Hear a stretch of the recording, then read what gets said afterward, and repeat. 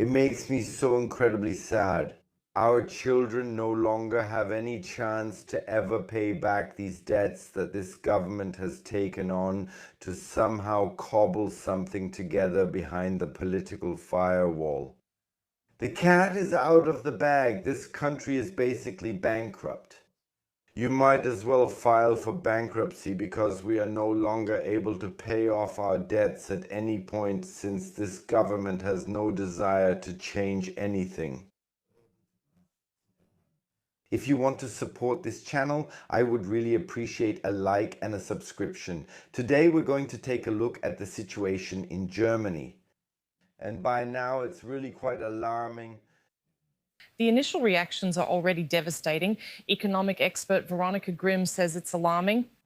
While politicians keep giving themselves ever higher salaries, it's finally happening this week. The German citizen will pay the entire bill with new tax increases that are coming. Not, for example, to pay off debts or even to generate economic growth. No, just to pay the interest costs on the debt, there has to be a VAT increase or other taxes that are imposed. Let me ask you seriously, why do you even want to work in this country anymore to make any progress? And actually, I don't usually say things like this, but find a source of income that lets you work from home. And it's best if you eventually leave this country. This country can't be saved anymore. Even the economy ministers are confirming that now. After the Chancellor's interview, we know nothing will get better. It's only going to get much, much worse. Now they're basically presenting the same gaps that they already showed last year. They're just now also listed for the year 2030. Thank you very much. According to IFO, they're now taking on debt to pay for the active cycle here in Germany. At the same time, they're going for tax increases. You've heard so much about the fuel discount. Yes, that fuel discount you got. Fuel is still roughly around 2 euros, give or take, so it hasn't really gotten much cheaper. However, they're saying that the whole thing now amounts to roughly 1.5 billion euros. That costs exactly as much as they wouldn't have had anyway if the prices hadn't risen so exponentially. So once again, they're treating you like you're absolutely stupid, as if you couldn't see what's going on. And at the same time, they've said this for 2 months. While the tax increase or the additional burden on health insurance funds and now the new pension reform, what about that then? This list is extremely long, but it will be put in place for an indefinite period of time. That means you will have to pay more and more in the future, pay higher taxes, while the fuel discount will probably be gone in 2 months. Unless, of course, in Saxony-Anhalt and Mecklenburg-Western Pomerania, there could possibly be a sole government by the AfD. Here, of course, they would immediately reintroduce it and continue until shortly after. Possibly keep the fuel discount in place until after the elections. Other relief measures, well, they aren't really planned as of this morning. But I have them. I have the relief measures for you if you do it cleverly and correctly. And I have to say, I'm looking forward to being able to present this to you now. The question keeps coming up. Sasha, can't you please start trading again? And of course, I keep looking over and over again at what's actually out there on the market. And you can also see it in the old videos in my old playlists below, that the whole thing only makes sense when I promote something. And that's exactly what today is about. I've teamed up with Ultima Market, a trading platform that I really want to introduce to you in detail today. Why? I have a really good feeling about working with them consistently again for years to come. What is Ultima Markets? Ultima Markets is a so-called CFD broker, which is licensed both in England and also in Africa. And it has something that many others simply don't have. It has deposit insurance of up to 1 million euros. And that's where many others stop, because they only insure up to 20,000 euros for you. And that's why I really have to say this is the path we should take. They have 360,000 customers themselves.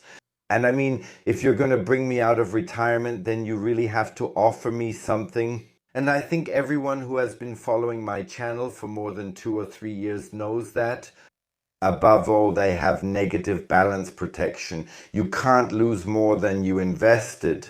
They are present in over 170 countries, which is super important to show that they aren't doing anything shady. At the same time, you can trade stocks, indices, and commodities there, and especially nowadays, trading commodities, just look at the global market, is truly a gold mine. And the negative balance protection simply prevents you from losing more than you invested. And now comes the real kicker. You get a 50% bonus on your first deposit up to 1,000 euros. That means, theoretically, you could start trading right away with 1,500 euros if you invest the full 1,000 euros. But there's one thing you really need to pay attention to. Click the link in the description now and please only participate in the promotional program first and then make your deposit. If you do it the other way around, you won't automatically receive the bonus. So click on the deposit bonus now, claim it right away, and it's best to get started today. And let me be clear, trading is not a game. If you're unsure, feel free to open a demo account first using the link below and test it out to see if you can actually make significant profits with it. And if you need help, there will be a whole bunch of playlists on my channel below. I've left them there on purpose that you can watch to see how you can already steer the ship. The budget for 27 is pretty much set. We still have a placeholder of 20 billion, but we'll close that by summer. Yes, in the summer. That's also when the fuel discount expires, by the way. However, those 20 billion haven't been found that quickly yet. And I mean, hey, what are 20 billion anyway? That's about 2 or rather 3 or 4% more value-added tax at the registers. Then you could raise it a bit, just like with health insurance, so you'd even have a little buffer. So we can definitely do that now. We can prepare ourselves for another value-added tax burden coming up in the summer. Of course, I don't know for sure. However, Lars Klingbeil still wants his tax on the rich. That means the top 10% pay 50% of everything here in Germany, and now they're actually supposed to pay even more. But then really, the CDU would actually break up this government. The SPD would do exactly the same if, for example, civil servants had to pay into the pension fund or something like that. That was made very clear again in Emden in the Emsland. No, Emden is actually in East Frisia, but the Chancellor himself doesn't even know which country he's governing. Made it very clear again. After all the economic experts sitting in the audience said, yes, maybe we self-employed people should also pay in, everyone called Jakarta. He said no, so civil servants are not allowed to pay in. That's absolutely not possible, and I want to justify myself again.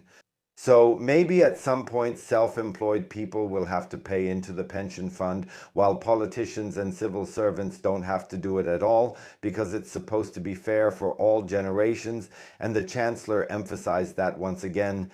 That means the working population will still have to come up with these 20 billion from somewhere. Overall, yes, there are problems everywhere in this budget and there is no real solution. There are just some minor adjustments which the finance minister is highlighting, like every department having to save 1%. Except, of course, the welfare state and the arms industry. Neither of these two areas is allowed to save at all, because they are actually getting more money now to keep everything running here. While armaments are, as we all know, dead goods, meaning they will probably never be used and are there purely for deterrence. Is this a department that's being pumped with so much money? By the way, those 20 billion that need to be saved could easily be taken from the arms industry. And we wouldn't have any more problems, not even with the Americans. Because at the same time, we would still be contributing that 5% to NATO. Yes, I really have to put it that way. That means no one would have a problem, but that's not what they want. They simply don't want to cut those 20 billion from the arms industry, and certainly not from the welfare state, even though it would be so easy. They have to cope with these higher interest expenses. You have to imagine this year they're paying around 30 billion for interest expenses, and by 2030, 80 billion is already being projected. And in 2032, it's a fifth of the revenue that's spent only, and I mean exclusively, on interest, which we get absolutely nothing from. Because again, they use this money to patch the budget, while on the other hand, they keep damaging the economy more and more. And let me ask you directly, if you have to pay even more and even higher prices for things like groceries, where do you start cutting back? I made it very clear, and I made it clear again over the weekend. If my tobacco goes above €7, I'll quit. I've already tried several times in the past few days to see if I can quit. And the €7 mark is exactly the point where I say, that's where I draw the hard line, and that's it for me. For many people out there, it's even much, much worse. They would then start saving on food, and especially on the children's food. And no one in Berlin's political establishment is thinking about that. That's also something that affects me personally and makes me sad. They sit down, give great speeches, and in the end, well, what remains of it? The poorest of the poor here in Germany have to pay for it. That's why I'm glad I've landed a new main sponsor, Ultima Markets. Because I have no other way to build up my AI company while making these videos at the same time. And thirdly, I now have to start trading again. And yes, I now work 18 hours a day so that I can provide my children with things that many families out there are already denied. And then, well, to top it all off, my child gets attacked because dad said the wrong thing. This is Germany in 2026. If we take on 200 billion in new debt every year after that, then every year we'll add 6 billion in interest expenses. That means that by the early 2030s, around 2033, we'll already be at about 100 billion in interest expenses. There's a mistake in that calculation, and the really big obvious mistake is that expenses are increasing. That means we'll have already surpassed the 100 billion mark by 2030 because significantly fewer people are going to work. I made a video where I said something like people are just too lazy to work. Context Friedrich Merz. But the answers reflect exactly what I also hear outside when I talk to regular people. We could work more. It would be possible to work more. But in our companies, we can't work more because some of us are put on reduced hours since the economic situation doesn't allow for it anymore. And then yes.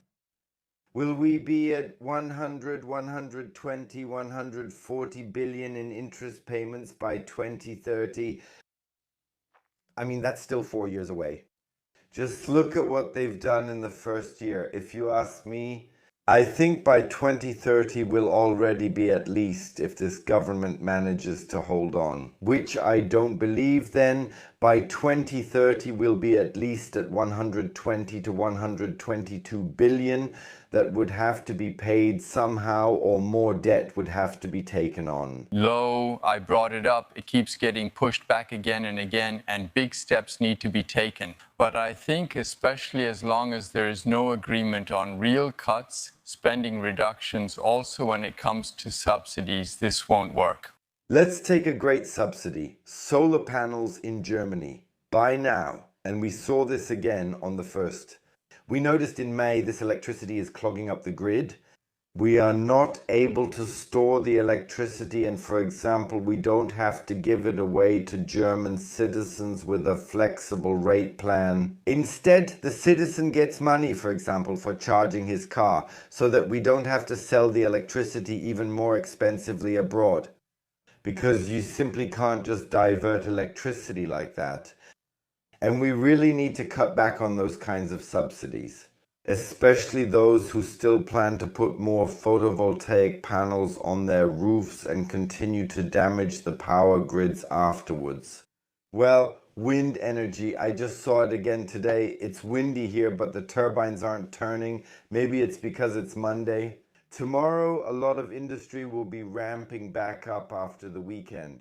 And anyone who thinks that those things were spinning yesterday in this beautiful strong wind here in northern Germany, I have to disappoint them too.